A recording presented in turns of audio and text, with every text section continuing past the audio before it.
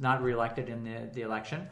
Kirsty Duncan, who's now Minister of Science, who's a wonderful person, a triathlete, runner. Okay. And Peter Stauffer, who was the NDP MP, who's a big soccer and hockey player.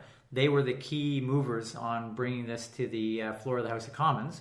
And Senator Nancy Green-Rain, who was our athlete of the century, of course, she was the lead in the Senate. So over the years, we kind of crafted how we were going to get this together, and it became a National Health and Fitness Day bill. And then last I think December or November, it passed unanimously in the floor of the Senate first. Nancy put it into the House, and then brought it into the House of Commons, and it passed unanimously in the House of Commons. So we were there when it passed, and John Weston always jokes that it's Phil's bill, but it was really a collective vision. And now we have almost 300 communities in Canada that celebrate the first Saturday in June every year by staging events and activities. Okay. So it's only 300 communities, but if you think about it, it's basically the four of us. There was no budget, there was no money, there was no participation or anything like that. It was basically those four people and then other MPs going to their regions and saying, okay, we want people to get active. So hopefully we don't have to do it the opposite way of going June 1st is like put down your iPads and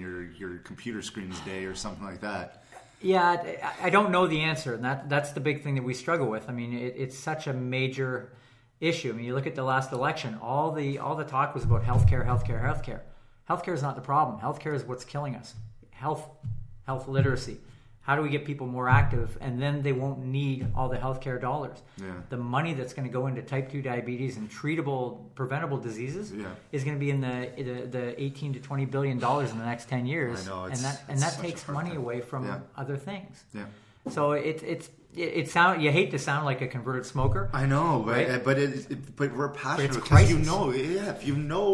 if you're like you and I, and we know the answers to these things, and it just sucks seeing. Yep. This happen, and we'll try as much as we can, but it ultimately comes down to parents and comes down to it's parents, it's kids, it's schools. Ultimately it comes down, and I'm not getting on teachers, but a lot of it's parents because the teachers. They still have 30 people to teach a classroom. It can't be them doing individual cases. Get them out and play. Those parents going. Get them, and the Spark program would be something you might want to talk to, especially at Matt Anderson at Glebe High School. Yeah, it's for another discussion someday, but a phenomenal program. Yeah, I want to see this happen, of course. And you've helped out so much with athletes with special needs and Paralympians. How can they get involved? Say a parent has children with special needs and they want to get involved with running. What are the options in Ottawa? Well, a number of things depending on what they. We have a great Special Olympics program. The Chief of Police, Charles Bourdalow, is a runner, passionate runner. Chuck's on the National Board of Special Olympics now, so he's really making a big push on trying to get a lot of exposure. TSN is a major partner with them, trying to really build up Special Olympics. And one of my biggest passions, I coached Special Olympics for probably 25 years. I tell people quite often when they hear all about the drugs in sports and the Greg Hardys, as we were talking about in pro football, and the bad side of sport, and you get kind of disheartened about it. All you need to do is go watch a Special Olympics athlete compete for a day. Yeah. You need to go to Terry Fox and watch a Special Olympics track and field meet. You'll find the true definition of sport, and you'll never feel bad about sport again because you have these athletes. They're never going to be doing drugs. They're never going to be going to jail. They're never going to be lipping off. They're thinking about themselves and the next contract and the money and all that. It's a pure reason why all of us got into sport. It's the feeling of pushing yourself, the feeling of competition. But you see these adults, these athletes that they'll do their 100 meters and they'll be running for 90 meters and they're winning, and all of a sudden slam the brakes on, turn around because their buddy's not there. Yeah, and it's like, what's going on? And then their buddy goes zooming by them.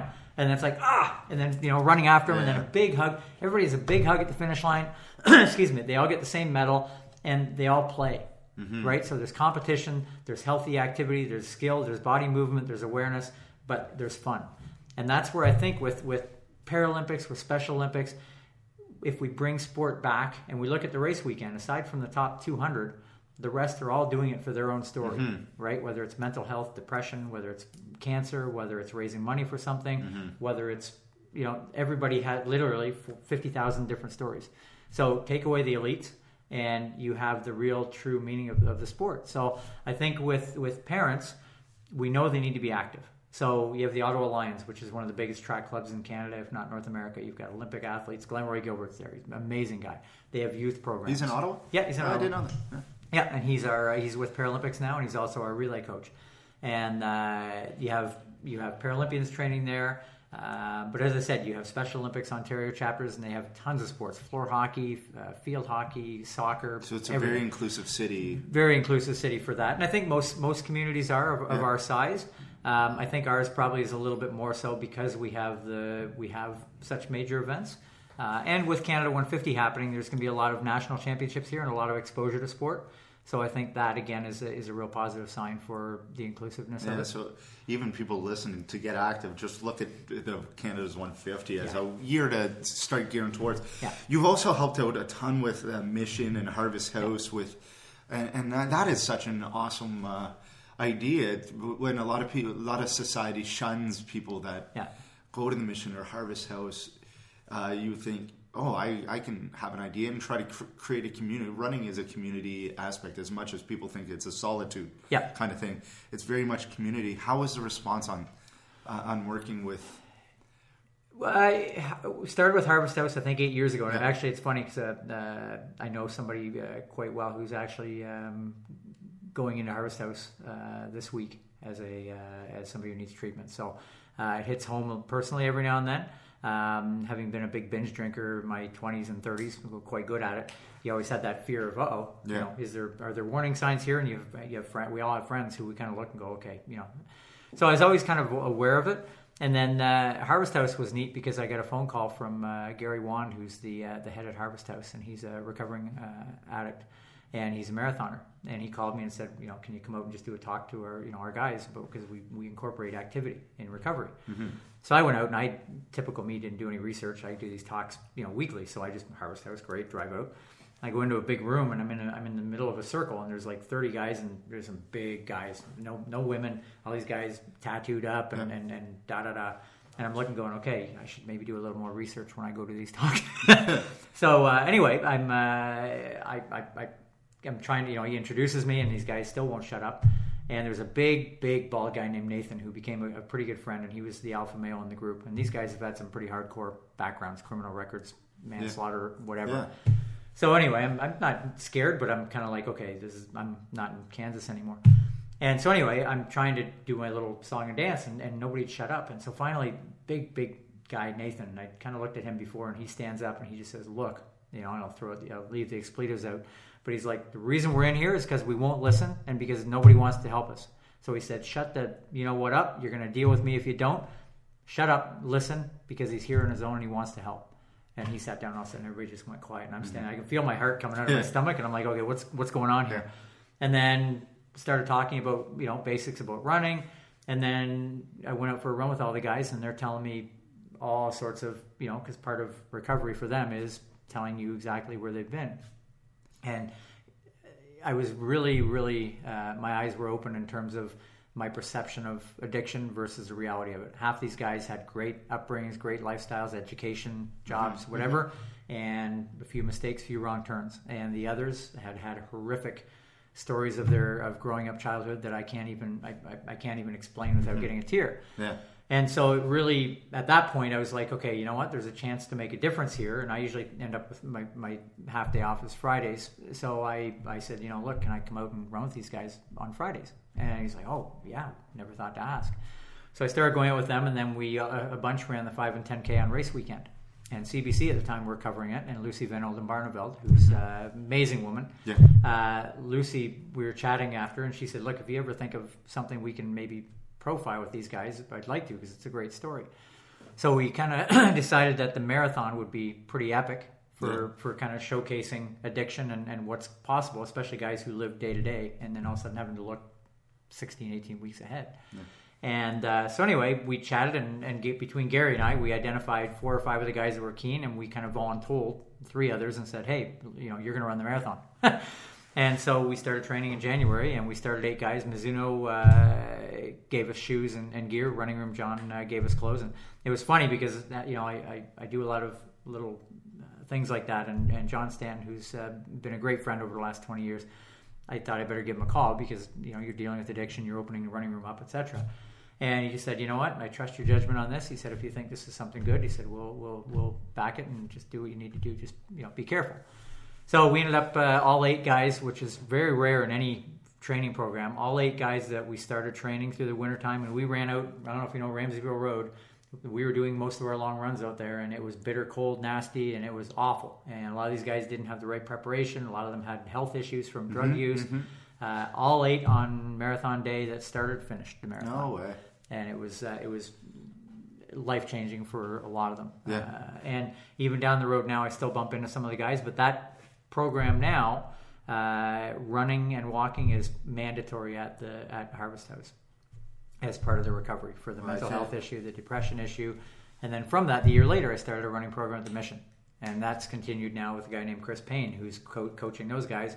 They run Saturday mornings and Thursday nights, and the Mission race that just happened is a fundraiser for that. But that's been going 8 years. So it shows the value for everybody for mental health, but especially for recovery from addiction. It's getting moving, getting a community that's a healthy community, and getting active and feeling that kind of big picture goal instead of just trying to survive day to day. Incredible. Yeah, so it was neat. It was life changing for sure. And you got a mention in Jody Middick's book too. So unflinching. So Jody, aside from the typo, it was great. Yeah. Jody, come on. Love Jody. Talk to that. That was a great time with Jody. And he still loves his running and training hard, and he's a hard worker too, eh? He's a hardcore trainer. It was funny when we met, because that was kind of one of the big projects was for Army Run. We were going to train somebody for 5K, and Jody had just gotten his new the prosthetics, the blades, and the blades are really difficult to get using at the best of times. And I met Jody at the Holiday Inn Express in Canada, outside of where Future Shop used to be. And he's in soldier gear, and every third word is the F-bomb, and I'm sitting there going, okay, this is going to be interesting. Unfortunately, the interview cut off there, but we just talked a little bit about training Jody Middick and how he trained for the half marathon. So anyways, thank you so much, Phil. An awesome interview. I hope a lot of people learned a lot of things. Next week we have Mark Adornato. And a lot of great events going on this weekend as well. Get out there in Ottawa. And here's one last song from Sounds of Stories. This is Hey You off of their first album. And have a great week, everyone.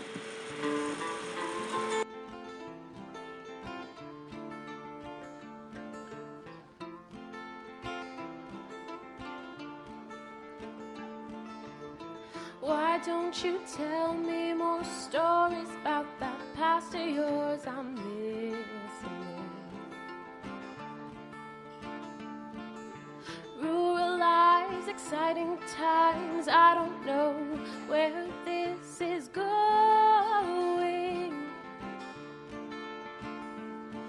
But like my elementary years, your guidance to me is everlasting.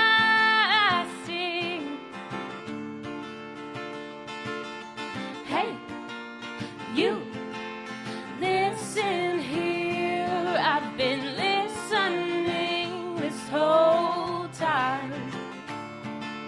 Hey, you, sit down here, let me tell you about how you've changed mine. Seasons keep rolling by and I can't tell if you see we've been changing. The weathered faces look at us and I can see that we've been switching places.